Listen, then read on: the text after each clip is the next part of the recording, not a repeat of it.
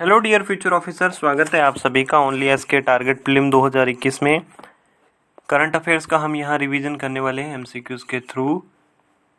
And जितने भी अपने पुराने ओल्ड वीडियोस हैं उन सब की प्लेलिस्ट बनी हुई है, प्लेलिस्ट में आप चेक कर सकते हो। साथ ही साथ आप ओनली एस का टेलीग्राम चैनल अवेलेबल है ओनली एस नथिंग एल्स के नाम से, उसे भी आप ज्वाइन कर सकते हो। वहाँ पर आपको यूपीएससी स्टेट पीसी से रिलेटेड रिक्विजिट मटेरियल गाइडेंस वगैरह मिल जाएगा।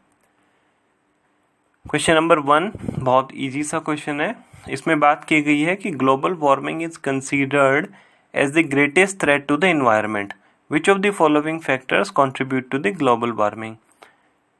क्वेश्चन में बोला गया है कि ग्लोबल वार्मिंग को दुनिया के लिए सबसे बड़ी थ्रेट माना गया है इन्वायरमेंट को देखते हुए। एंड हमें 4 स्टेटमेंट दिए, बताना है कि ग्लोबल वार्मिंग के लिए कौन से फैक्टर रिस्पॉन्सिबल है। Deforestation, a decrease in the cattle production, burning of petroleum and coal products, hydrogen sulfide gas released in the animal waste।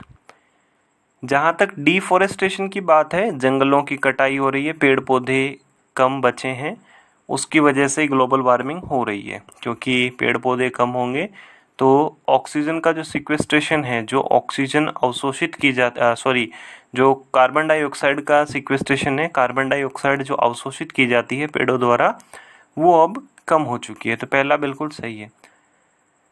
जहाँ तक a decrease in the cattle production है, तो cattle का जो प्रोडक्शन अभी क्या है, ज़्यादा है, इस वजह से ग्लोबल वार्मिंग हो रही है। क्योंकि कैटल से जो उनके जो वेस्ट प्रोडक्ट निकलते हैं, एनिमल का जो वेस्ट प्रोडक्ट है, उसमें अमोनिया की मात्रा होती है, बाकी सारी चीज़ें होती हैं।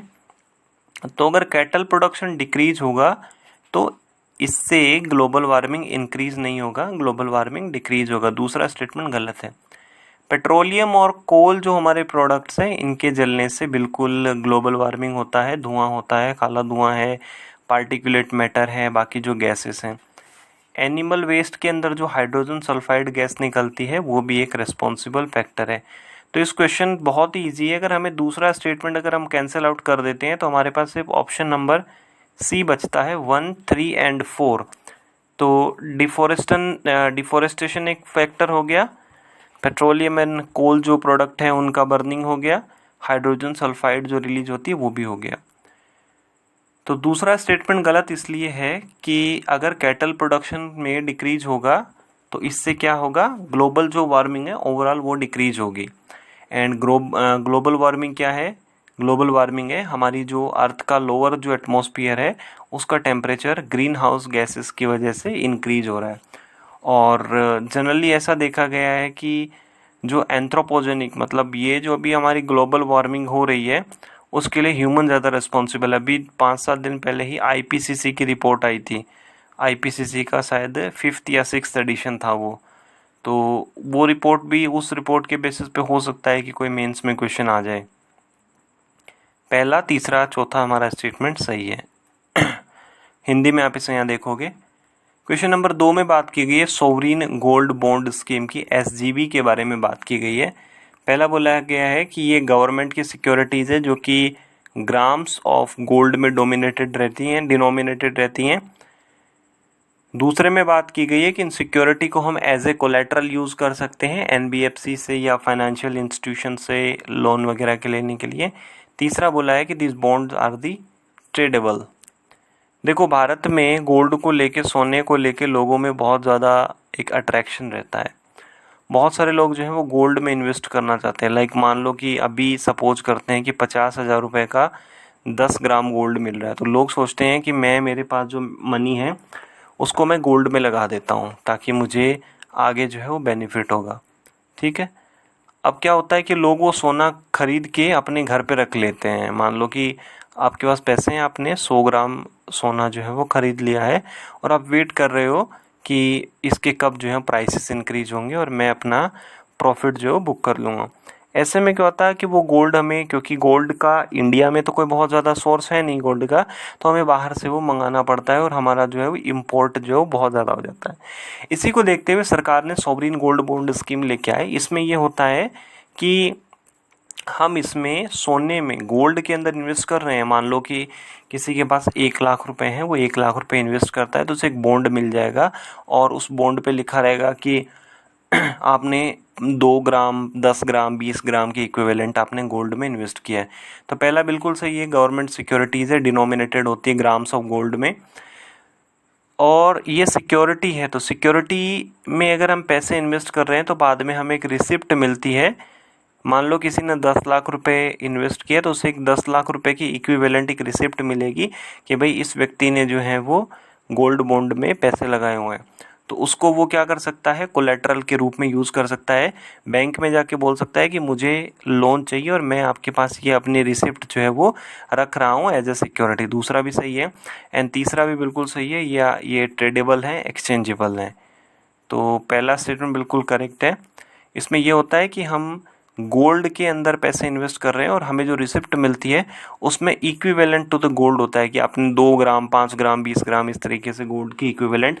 और जब हमारा मैच्योरिटी हो जाती है, मान लीजिए कि हमने जो पैसे इसमें इन्वेस्ट किए हैं लाइक 8 साल के इन्वेस्ट किए हैं, तो 8 साल के बाद में ऐसा नहीं है कि हमें गोल्ड वापस मिलेगा कि आपने 20 ग्राम गोल्ड में पैसे इन्वेस्ट किए थे अब आपको 20 ग्राम गोल्ड मिलेगा, ऐसा नहीं होता है। इसमें जो पैसे हमने इन्वेस्ट किए वो मिल जाएगा और हमारा जो भी इंटरेस्ट कैलकुलेट होता है, जो हमारा ब्याज कैलकुलेट होता है वो मिल जाएगा। तो एनबीएफसी में इसको या बाकी जो फाइनेंशियल इंस्टीट्यूशंस हैं जो बैंक वगैरह हैं उनमें हम इसको एज ए कोलेटरल यूज़ कर सकते हैं। तीसरा भी बिल्कुल करेक्ट है। हिंदी में आप इसे यहाँ देख सकते हो। क्वेश्चन नंबर 3 में बात की गई है competition commission of India CCI के बारे में बात की गई है।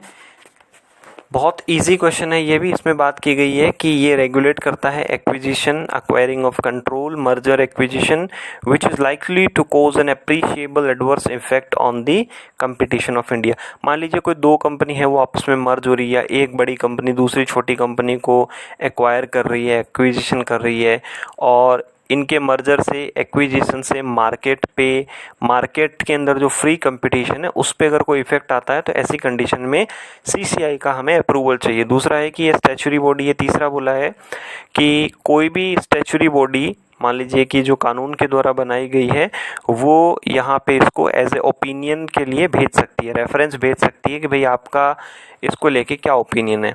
तो सीसीआई के बारे में तीनों स्टेटमेंट सही है। ऑप्शन नंबर डी हमारा यहाँ पे करेक्ट हो जाएगा।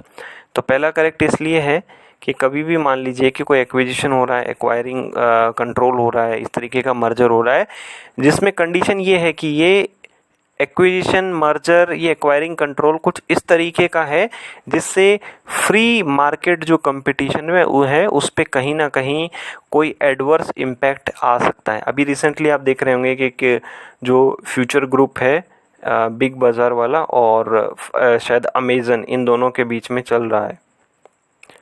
दूसरा करेक्ट है कि ये एक स्टैच्यूटरी बॉडी है, कंपटीशन एक्ट 2002 के तहत इसको बनाया गया है। एंड तीसरा भी बिल्कुल सही है।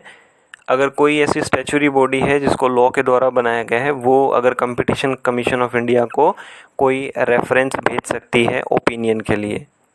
क्वेश्चन नंबर 4 में बात की गई है ई दाखिल पोर्टल किससे रिलेटेड है। तो ई दाखिल पोर्टल के लिए ऑप्शन डी सही हो जाएगा।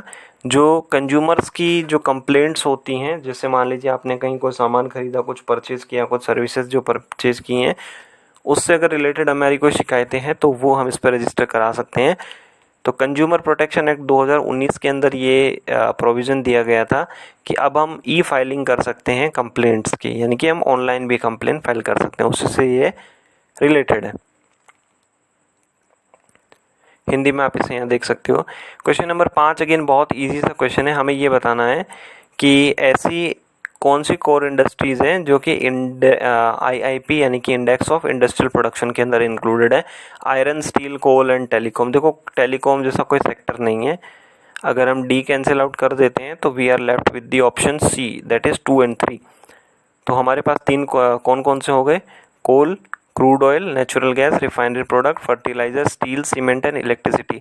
बस इनमें आपको थोड़ा सा ये याद रखो कि सबसे ज़्यादा जो वेटेज हमें देखने को मिलता है वो वेटेज हमें रिफाइनरी प्रोडक्ट को देखने को मिलता है 28% एंड फर्टिलाइज़र का हमें देखने को मिलता है 2.6। और IIP कौन रिलीज़ करता है? IIP को रिलीज़ करने की जो जिम्मेदारी है वो CSO की है।